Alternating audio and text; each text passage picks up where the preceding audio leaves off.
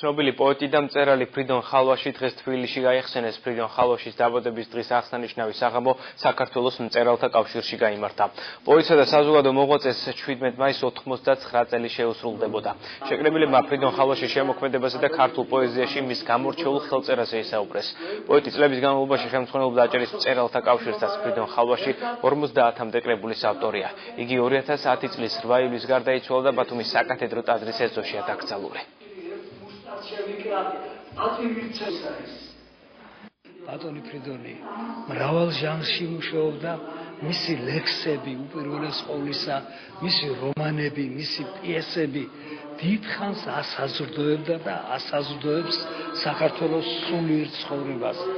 მე მიმაჩნია, რომ ფრიდონ ხალვაშის სახით ქართულ მწერლობას კი არ ჰყავდა, არამედ დღესაც ჰყავს სამაგალითო პიროვნება, გამორჩეული მამულიშვილი, კაცი, ვით შეფერის კაცსა კაცობა. თავისი საოცარი პოეზიით, თავისი საოცარი პროზით აუცილებლად ჭირდება თანამედროვეობას და ბატონი ფრიდონი ერთ-ერთი პირველი აჭარელი იყო, რომელიც ქრისტიანად მოინათლა, ის უწმინდესის ნათლული იყო და სახელი ფრიდონის უწმინდესმა შეარქვა.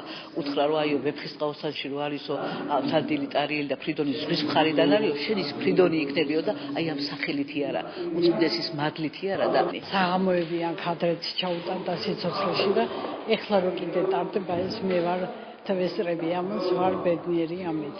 ძალიან უყვარდა თბილისს, ფრიდონ ხალვაში და მასაც ძალიან უყვარდა თბილისს.